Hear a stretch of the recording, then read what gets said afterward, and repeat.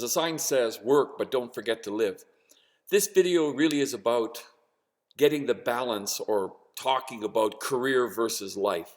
So you've chosen a career, you've got to now balance it with the life that you'd also want or not want. It's up to you.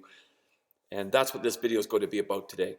And it's about my experiences where I buggered up a few times, and I hope you can learn from it. But today we're talking about career versus life. The GERA Foundation presents this series called Navigating Research.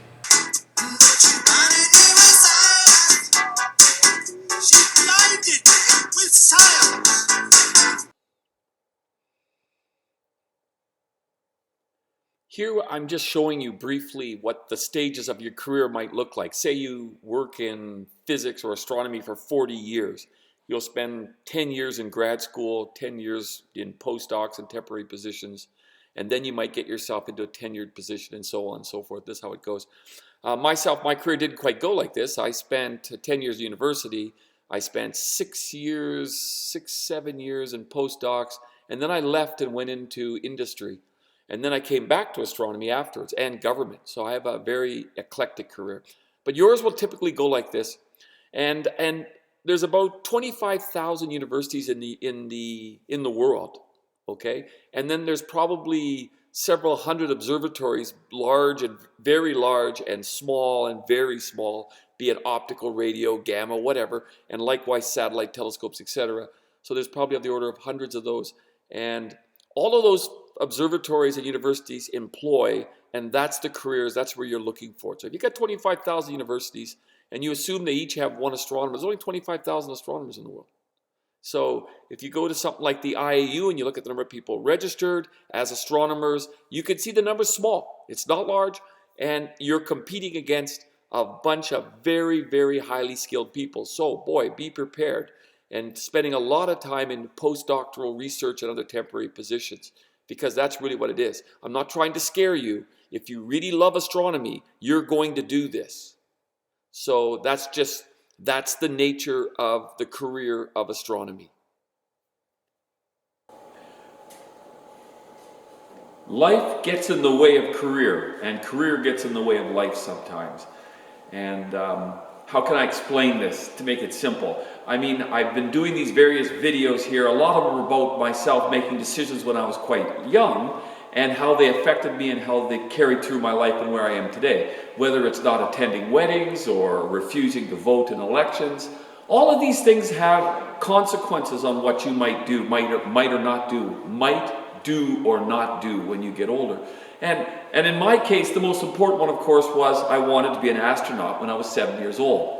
So, and so I became very pig-headed, effectively, very fixated on that all my life, everywhere through it. So when I would get to university, I wanted to study nothing but physics and astronomy, and then from there you go on to grad school and you just want to do your PhD, and you're so fixated. You forget about life, you forget about relationships, and you destroy relationships. Like you may have met the woman of your dreams, and you've destroyed it because you spent your whole life focusing on what you thought was your main goal since you were 7. And it's very difficult to explain to those people around you about that. So the key to this whole story is you got to find that balance. You got to choose between your life, living your life, and having a career. If that career is in sciences, sometimes that science takes you away from your life. You have to travel, or you have to go to do long observing sessions, weeks on end at some telescope somewhere. Now, fortunately today, we don't spend hours and years up on the telescopes and nights away from family anymore. Most things are automated, and you get the data in the morning, you start processing. So it's become quite easy. It wasn't that case when I was starting out. It wasn't. So my life decisions, my choices, what I wanted to do for my life, became almost paramount above everything else, all my other interests. So it makes it difficult for you to have, and as I said, I didn't think I should have relationships. So you could imagine, a young kid develops this. Now they say, oh, you mature when you get older, you learn. I didn't then. So you get into university at 18 years of age, and you graduate with the same emotional IQ as when you entered. So I was in university for 10 years. I was an 18-year-old when I graduated. Because university stunts emotional growth. You're hanging out with other 18-year-olds, 19-year-olds. You're not growing emotionally. And so university has an adverse effect on that. And so all of you must see that. So, there's a big contradiction. There's a big conflict between having a life and having a career. And I don't care if it's astronomy or if it's, working in a bank. It's the same thing. Some of them are a bit better related because they can be really easily divided, okay? And in my case, I tried to divide my having a life from my astronomy career, from my rugby career. I kept them all relatively separate, though there was crossover. But really quite separate. In fact, I could tell stories of friends of mine they would call me at the observatory in South Africa, and they would say, "We'd like to speak to Gordon, please." And the person at the reception would say, "Gordon who?" Because the observatory, we shared a switchboard with the satellite tracking people up the hill, and they never met any of us astronomers, so they didn't know who I was. And they said, "Gordon who?" And he goes, "Gordon, I don't know his last name, because I never told him." Anyways, long story cut very short, they go, "Oh, you mean Dr. McLeod?" And they go, no, he's not a doctor. This guy's not a doctor. There's no way he's a doctor. Just no way. And they go, "Well, there's only one Canadian here named Gordon, and it's Dr. McLeod, and I'll put you through and you decide." And of course, they would come through to me, and they would just freak out. It was quite amusing, actually. And that's how well I separated the three things in my life. So my relationships versus my astronomy and rugby. And their priorities would change, relatively, but they were all both basically the same throughout my entire career, throughout my entire life, all the 60 years of my life, basically. And anyways, long story made very short, that's how I did it, and I failed. So I had this three priorities: rugby, astronomy, and life, and I failed at life. My rugby career was 40 years long. I'm still doing astronomy. I failed at life. And students have to find a way, you have to find a way to get over those hurdles. And when you meet them, you got to find solutions, creative ones mostly. And there is no box. I've given a presentation on that. There is no box.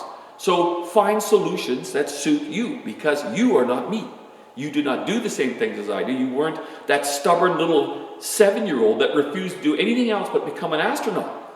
You weren't that kid. You were something else. You had other interests that drove you, that directed you towards where we are today.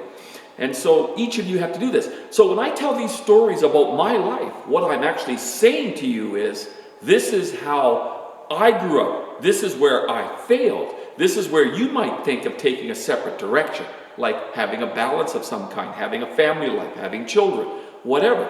And all of those things will make your transition into the astronomy career or the STEM careers a lot easier, because you get over those hurdles better if you think about it. I never did. I did, but I said I absolutely don't care about anything but becoming an astronaut. And as a result of that stubbornness and that focus like this, I hurt people along the way. I hurt girlfriends that wanted more from our relationship, which I had no interest in, or never gave any thought to it. Even worse, I never even gave any thought to it. I didn't even realize I was doing it most times.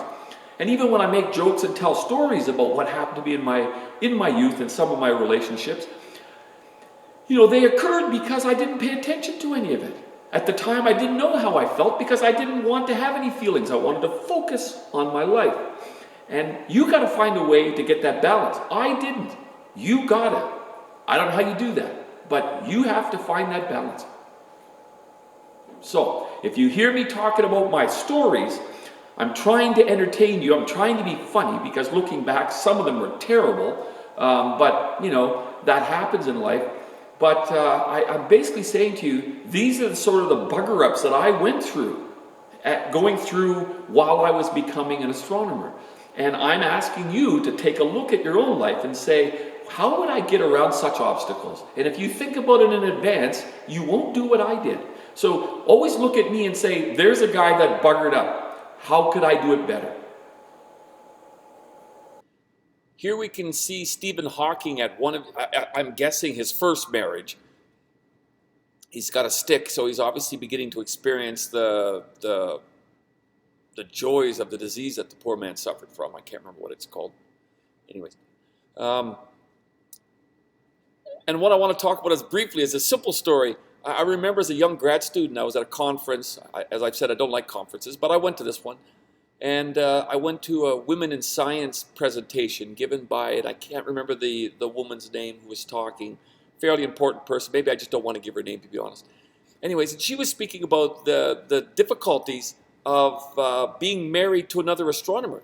She got married to an astronomer in grad school, and he graduated first, got a job at a university, and then of course she graduated after, and then followed him or was looking for jobs. So you could imagine the difficulty of this. There's 25,000 universities.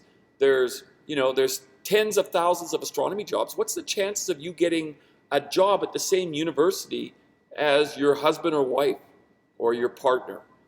And the simple answer is not very high. So you got to make allowances for that. So, and I remember as a young graduate student sitting in this room, I thought to myself, why would I want to marry an astronomer? Just find somebody totally different. I thought it was a simple solution, but love gets in the way. And in my case, love didn't get in the way. In their case, love got in the way. Here, Stephen Hawking's married to, I can't think of the woman's name. I don't care personally. But she's not an astronomer, I don't think. Don't care. Anyways, so I just want to say that to you. So when you choose, your life versus career, you're going to make choices like that. And one of the interesting ones is if you marry another astronomer, especially grad students, because grad students, like myself, we're all kind of a little shy and a little weird. Not all of us, lots of us. And we generally meet people in our surroundings, in the grad school. And so we will probably marry somebody in that, if that's where you meet the love of your life. Anyways, just saying, think about that. I personally would have said, no, don't do it. But love gets in the way. The GERA Foundation will produce more videos like this. Please like, share, or subscribe if you enjoyed this video.